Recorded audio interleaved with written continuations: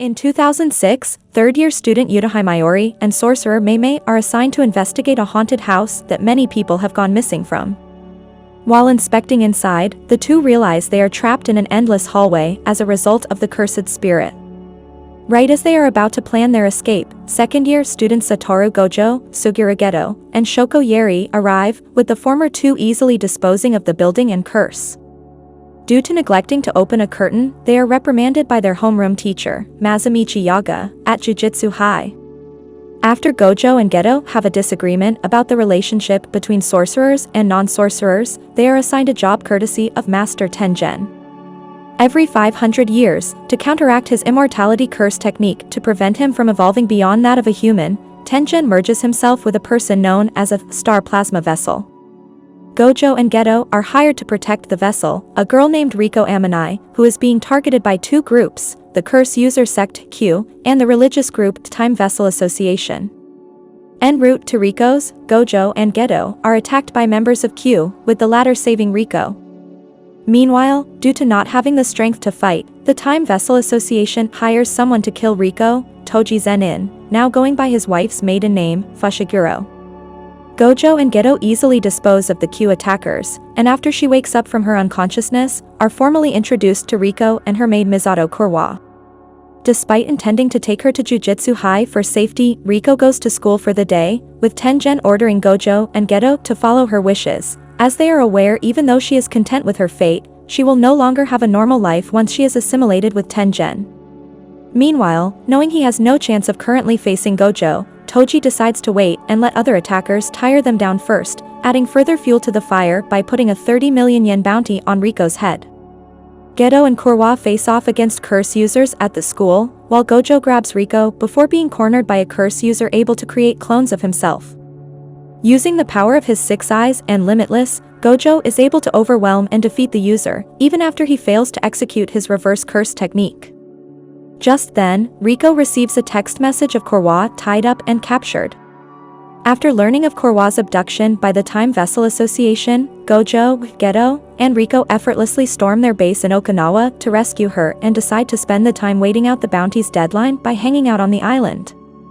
Gojo lets them stay longer in order to fulfill Riko's desires, though Geto worries since Gojo has been using the six eyes non-stop for 2 days straight.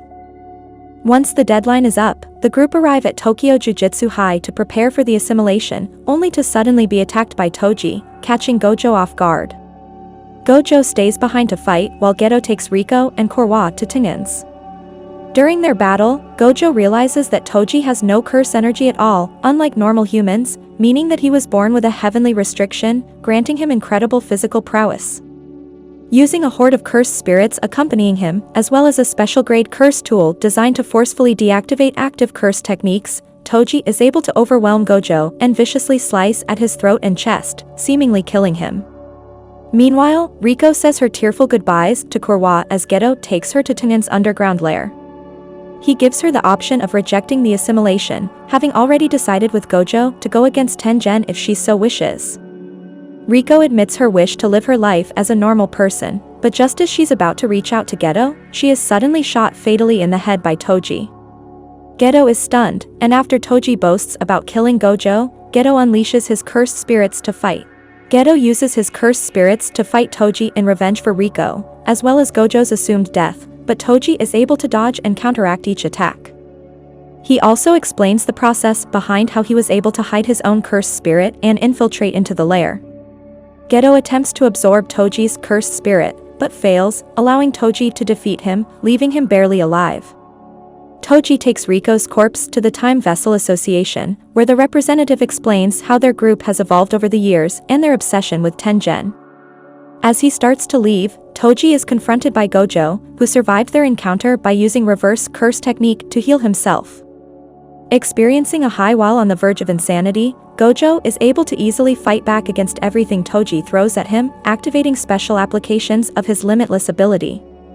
Toji's left side of the body is blown apart, and as he succumbs to his wounds, he reveals to Gojo that his son, Megumi, will be sold to the Zenin clan in a few years. Geto, who was healed by Shoko, rushes to the church to find Gojo carrying Riko's body, asking if they should kill all the non-sorcerer cultists present. Geto says no, but this thought continues to linger through his head. 1 year later, Gojo has become so adept with using his curse technique and becoming the strongest. He has been taking on more solo missions, leaving Geto to feel more isolated with his own conflicted feelings. After talking with underclassman Yuhibara, Geto meets special grade sorcerer Yuki Tsukumo, who reveals to him her desire to rid the world of cursed spirits created by the curse energy given off by non-sorcerers. Geto realizes that this is potentially possible if they killed all the non-sorcerers and forced them to adapt. After Hybra is killed during a mission, and 2 young sorcerer girls are discovered abused in a village, Geto makes his decision and murders everyone in the village. With this action, Geto is branded a curse user and sentenced to death, shocking Gojo. He confronts Geto, who reveals his plan, having also already killed his own parents too, using Gojo's own incredible power as motivation to continue with his goals. Gojo tries to stop him but is unable to go through with it and lets him go. Geto takes over the Star religious group as its new leader, and Gojo meets Megumi, deciding to protect him from the Zenin clan. In the present, Gojo awakens from his dream greeted by Yuji, Megumi, and Nobara. Oe-to-do and Mei suggest to the Jujutsu higher-ups for Yuji Itadori, Megumi Fushiguro, Nobara Kujisaki, Maki Zenin, and Panda to be promoted to first-grade Jujutsu Sorcerer, meaning they will be assigned various missions to earn this title. During a shopping trip, Nobara is approached by Yuko Ozawa, an old classmate of Yuji's, with a crush on him. She invites Megumi to discuss with Yuko about Yuji and convinces her to ask him out. After Yuji is able to easily recognize her even despite her significant change in appearance, she decides not to confess and instead focus on her own feelings and perspective. Shortly afterwards, the trio meet up with Yutaheim to discuss the traitor within Jujutsu High who has been working with the cursed spirits she has narrowed down, Mekamaru. They go to confront the location where Kokichi Muta's real body is located, only to find it abandoned, confirming her theory. Meanwhile, Muta is confronted by Geto and Mahito, revealing he made the vow to work with them so Mahito can use his idol transfiguration on him to repair his body. Due to breaking their deal and attacking the Kyoto students, he calls off their arrangement, forcing Mahito to use his curse technique to heal his body. The two immediately begin fighting as Muta reveals a giant ultimate Mekamaru, with the intention of using it to exorcise Mahito, before warning Gojo about the curse's plans for Shibuya on Halloween. Muta utilizes his 16 years worth of stocked-up cursed energy to battle Mahito in his ultimate Mekamaru. Mahito is able to evade and regenerate most of the damage thanks to his transfiguration, however Muta ends up releasing a missile of cursed energy that directly hits Mahito, damaging part of his soul. Mahito activates his domain expansion, trapping Muta and the Mekamaru within, however before he can be affected by the attack, he releases another cursed energy missile, revealing to be a simple domain, which is able to destroy the domain and seemingly Mahito himself. Muta prepares to use his remaining energy to attack Geto, however Mahito survived the attack, and uses the moment to catch Muta off guard, killing him. Meanwhile, Miwa talks to Mekamaru about how she wants to get to know everyone more. Several days later, on Halloween in Shibuya, a veil is thrown up over the city, trapping all the civilians within. Several are suddenly sucked into the train station, while the rest are told to ask for Satoru Gojo to be freed. Several sorcerer teams are positioned at the entrances of the veil, prepared to act if necessary, while Gojo enters it. Gojo enters the subway crowded with civilians where he confronts the curses Jogo, Hanami, and Choso. Meanwhile, Yuji accompanies Mei and her brother Ui, who proceed elsewhere above ground to deal with a newly discovered veil. They discover the appearance of transfigured humans, causing Yuji to realize Mahito is around. He decides to deal with the powerful cursed spirit sensed nearby, while Mei and Ui take care of the transfigured humans. Yuji discovers a semi-intelligent grasshopper cursed spirit guarding a tool that controls the veil, overpowering the curse with his raw strength and destroying the veil. Yuji, Mei, and Ui reconvene below ground to discover Mahito, and most of the civilians are gone. Back in the subway, taking advice from Geto, Jogo uses the civilians in an attempt to distract and overcrowd Gojo. He and Hanami execute a domain amplification, which allows them to deactivate a person's curse technique, forcing Gojo to jump out of the way. Gojo takes off his blindfold, prepared to take the fight seriously, while Jogo remembers Geto's words to keep him busy for 20 minutes while he prepares the prison realm. Jogo and Hanami fight Gojo up close, while Choso attacks from the rear. Gojo successfully overwhelms Hanami by completely crushing them into a corner with his limitless, killing them. Stunned, Jogo tries to run away while still keeping Gojo busy. Mahito then arrives with a train carrying hundreds of transfigured humans that proceed to cause immense chaos in the subway among the civilians, unleashing even more he had in hiding. Pushed into a corner, Gojo releases his domain expansion. Infinite Void, but only for the span of 0.2 seconds, immobilizing every transfigured human and cursed spirit in the area while minimizing lasting psychological damage to the civilians. Gojo uses this opening and eliminates 1,000 transfigured humans, leaving him exhausted. He is then confronted by the prison realm, but before he can escape its range, Geto greets him, shocking him and causing all his memories to come rushing back to him. Enough time passes in Gojo's mind for the prison realm to trap him completely. Before he is sealed away, Gojo refuses to acknowledge this as Geto's true identity. Geto undoes the set of stitches on his head to expose a mysterious brain with a mouth, revealing that he transplanted his brain into Geto's body with his curse technique to gain access to Geto's curse manipulation for his plans. Meanwhile, a Mechamaru-like earpiece suddenly attaches itself to Yuji, alerting him to Gojo's current fate. As he is about to be sealed away, Gojo addresses the real Geto, causing Geto's hand to start choking out his body, which surprises and amuses the imposter, Pseudo-Geto. The prison realm is then closed, trapping Gojo. Elsewhere, Mechamaru reveals to Yuji and Mei what just happened, including that he created a couple puppets as failsafes in case he died and Gojo was sealed. Mei and Ui stay behind to deal with several special-grade cursed spirits in the subway, while Yuji runs to the surface to inform the other sorcerers of Gojo's predicament. The other teams are sent further into the Veil, when Kiyotaka Ajichi is attacked by curse user Haruta Shigemo. Yuji yells out from the top of the buildings to Kento Nanami about Gojo's sealing, which is heard by the other teams. Meanwhile, the prison realm suddenly drops onto the ground due to Gojo's interference within, forcing them to have to wait until it stabilizes. Pseudo-Geto's group also discover Mechamaru's spying puppets. The curses then get into an argument over Yuji's fate, with Choso and Mahito wanting to kill him, while Jogo wants to resurrect Sukuna. Mahito proposes they all race to see whoever can find him first. After they leave, the Hasaba sisters confront Pseudo-Geto about giving Geto his body back, but he dismisses them. Nanami, Megumi, and Ino reconvene with Yuji, as they proceed to split up to deal with the remaining veils within Shibuya. Yuji, Megumi, and Ino investigate the barrier preventing sorcerers from entering, and due to its strength deduce that the veils are being protected somewhere out in the open, which turns out to be the Shibuya Central Tower. They confront the three curse users at the top of the tower and destroy one of the veil tools. Yuji and Megumi fight the user in possession of the remaining veils, while Ino fights the other two users. The curse users lament how the balance of the world changed when Gojo was born, as fear of his incredible strength prevented them from being able to do whatever they wanted. Ino uses his curse technique to fight the two curse users, a grandmother and her grandson. The grandson protects his grandmother as she completes a seance, transforming the grandson into Toji Zenin. With Toji's strength, the grandson is able to brutally defeat Ino. Meanwhile, Yuji and Megumi fight the other curse user, who seemingly is able to repel all of their attacks. Using his 10 shadows, Megumi is able to figure out his curse technique is inverse, letting him reverse the strength of powerful attacks. Yuji and Megumi trip him up by throwing a barrage of weak and strong attacks at him, eventually defeating him. Nanami discovers Ajichi's bloody body and escorts him to safety. Yuji and Megumi destroy the veil trapping the sorcerers in the city, however the veils trapping Gojo and the civilians remain active. They then rescue an unconscious Ino after he's dropped from the central tower. Megumi goes to take him to safety, while Yuji runs off to reconvene with Nanami.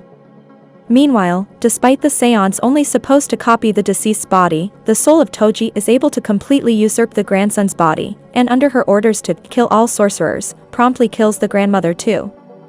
Elsewhere, Nobara and Akari Nita split up from Maki and Nyabito Zenin when they are confronted by Haruta.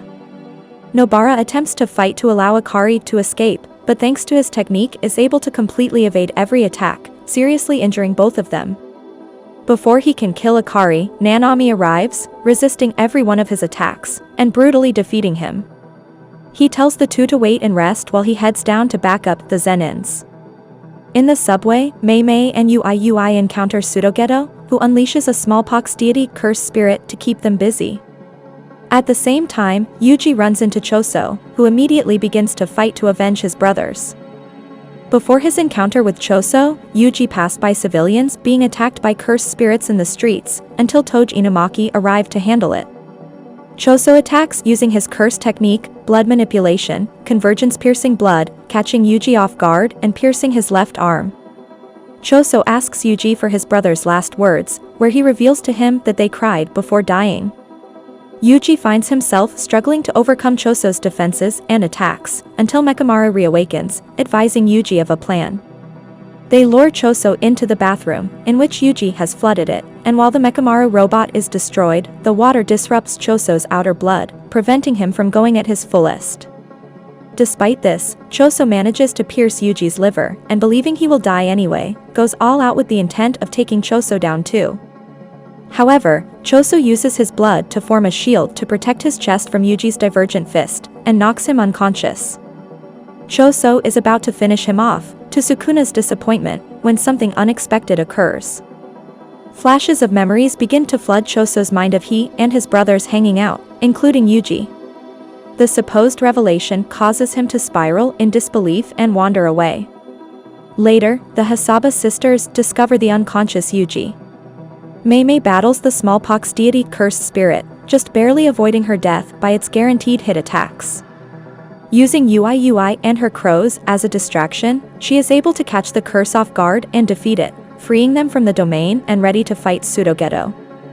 Elsewhere, Nanami convenes with Maki and Nayabito, informing them of Gojo's concealment. They encounter the cursed spirit Dagon, who reveals itself to have been a curse womb, evolving to a significantly stronger state. Nayabito uses his curse technique, projection sorcery, to put up a good fight, until Dagon activates his domain expansion, trapping the three in his domain. Nanami and Nayabito are consumed by a horde of Shikigami, while Maki barely avoids it. Megumi enters the domain and starts a domain clash in an effort to keep Dagon distracted. Nanami and Nayabito survive their pileups, and Megumi reveals he's discovered the exit to the domain, which they are about to use to escape. However, before they can, Toji suddenly emerges through the passage. After entering the domain, Toji takes Maki's curse tool and immediately begins targeting the strongest opponent in the area, Dagon. Everyone is stunned as Toji completely overwhelms Dagon with his immense speed and strength, brushing off all of his attacks and eventually killing him, ending the domain. Without any time to react, Megumi is unexpectedly launched out the building to confront Toji himself. Jogo suddenly appears to mourn Dagon's death, and effortlessly incinerates Nanami, Maki, and Nayabito. He then senses Sukuna's presence and rushes to find the Hasaba sisters feeding Yuji a finger. He scares them off and proceeds to feed Yuji 10 fingers, to make a total of 15 fingers within him. Sukuna awakens, stunning Jogo and the Hasabas into absolute fear by his presence. Sukuna asks the Hasabas what they want for providing the finger, and they ask him to kill the imposter inhabiting Geto's body, offering another finger's location as further compensation. Annoyed by their request, Sukuna brutally kills them both. He then addresses Jogo, who simply says he only desires Sukuna's complete resurrection, and suggests he make a pact with Yuji to take control of the body. Sukuna denies this, having his own plans, but allows Jogo the chance that if he can land one hit on him, he will assist his group. Megumi fights Toji, but continues to be overwhelmed by his power and speed. The two eventually corner each other and nearly get a deadly hit in, forcing them to back off. Toji recalls back to when he sold Megumi to the Zenins, and asks Megumi for his name. When he responds of Fushiguro, Toji kills himself by stabbing his own head, satisfied with how he turned out. Megumi is about to head to Shoko to get healed, but is surprised attacked by Haruta. Meanwhile, Kusakabe has been stalling with Panda patrolling around Shibuya so as not to get into any fights. When they encounter some of Geto's old followers, their fight is then interrupted by Sukuna and Jogo's battle. Jogo unleashes his tremendous firepower, absolutely decimating Shibuya, but Sukuna is able to evade and counteract with an incredible intensity, even sparing some time to toy around with the sorcerers caught in the middle trying to escape. Sukuna eventually uses his open-a technique, revealing his capability to use fire to fight Jogo's head-on. Jogo is promptly burned to death, where he reunites with Hanami and Dagon in a white void, as they express their desire to see each other again, and Sukuna compliments Jogo on his strength. Sukuna then reunites with a curse user from his past, Yuram, while elsewhere, a creature starts to attack Haruta and an unconscious Megumi. Backed into a corner and at near death by Haruta, Megumi unleashes his final suicide ploy, the ultimate Shikigami of the 10 shadows and the one the previous users have never been able to subjugate, 8-handled sword Divergent Sila Divine General Maharaga. He activates the ritual and is immediately knocked out, with Haruta almost killed until he is saved by Sukuna. Sukuna recognizes the ritual with Megumi trapped in a death-like state until Maharaga is defeated, and intending to use him for his future plans, faces the Shikigami himself. The two proceed in a devastatingly hard-hitting battle throughout Shibuya, with Sukuna eventually understanding Maharaga's ability to adapt to attacks. To destroy it for good, Sukuna activates his domain expansion, Malevolent Shrine, mercilessly slashing everything within a 140-meter radius, turning everything and everyone within that range, including Maharaga itself, into dust.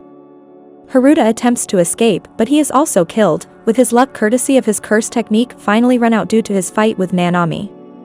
With his time almost up, Sukuna quickly takes Megumi outside the city to be healed, before returning to show his work to Yuji.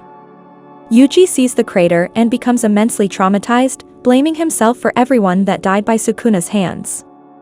Meanwhile, a half-burned Nanami wanders the subway. The barely standing Nanami is confronted by a group of transfigured humans and uses his remaining strength to fight them all. After they're defeated, Mahito appears and touches Nanami's back, ready to use idol transfiguration on him. Nanami thinks about his life's choices and wondering if it was all worth it, when a vision of Hybra points him toward Yuji, who had just stumbled himself into the encounter. Nanami tells Yuji he's leaving the rest to him, as he's killed.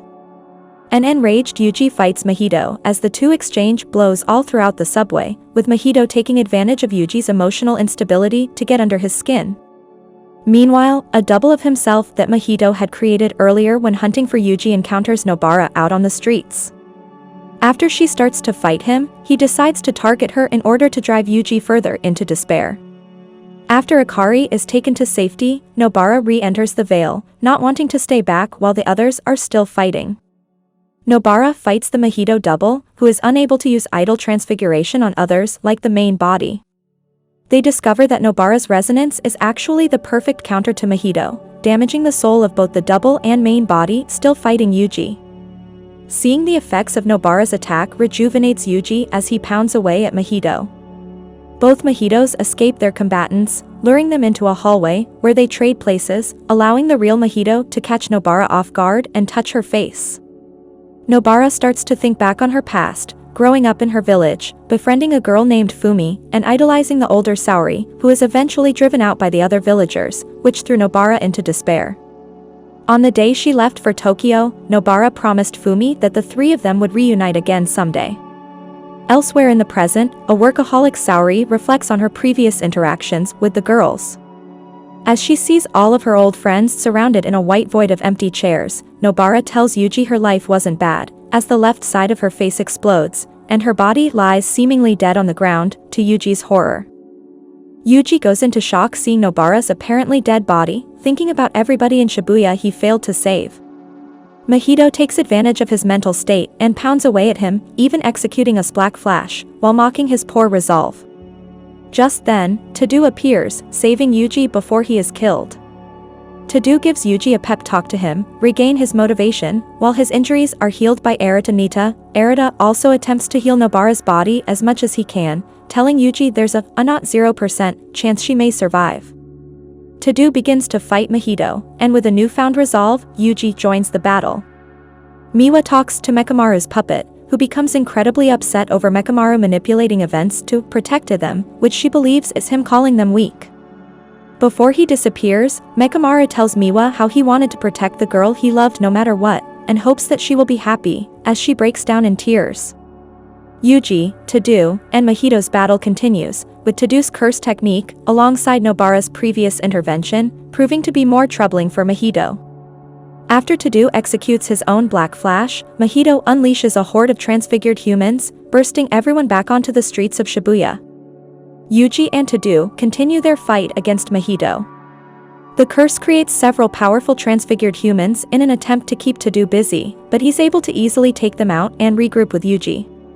Taking influence from Gojo, Mahito activates a 0.2-second domain expansion, avoiding Sukuna's retaliation, while also succeeding in hitting Tadu. Tadu cuts off his hand before he's too affected by the transfiguration. His locket distracts Mahito long enough for him to activate his curse technique by clapping Mahito's hand, allowing Yuji to hit him with a Black Flash. However, at this moment, Mahito has figured out the true shape of his own soul and activates idol transfiguration on himself, becoming the self-embodiment of perfection. His hide proves to be even stronger than Choso's to attack, so Yuji prepares to attack with another Black Flash.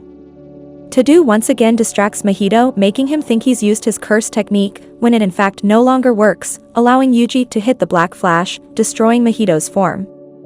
Yuji admits to Mahito that they are one and the same and that he will kill him as many times as he has to. A completely hysterical Mahito attempts to flee while Yuji slowly follows behind. But before Yuji can kill him, Pseudo-Geto appears before Mahito, offering to save him. Panda rescues Kusakabe from the Shibuya destruction, while Mei Mei and Ui are revealed to have fled to Malaysia. After using his cursed spirits to incapacitate Yuji, Pseudo-Geto proceeds to absorb and consume Mahito, using Uzumaki to take his curse technique for himself. Just then, the Kyoto students arrive to provide backup, but are unable to do any effective damage. When Miwa attempts to slash him, Pseudo-Geto responds with a maximum Uzumaki, which Kusakabe arrives to deflect.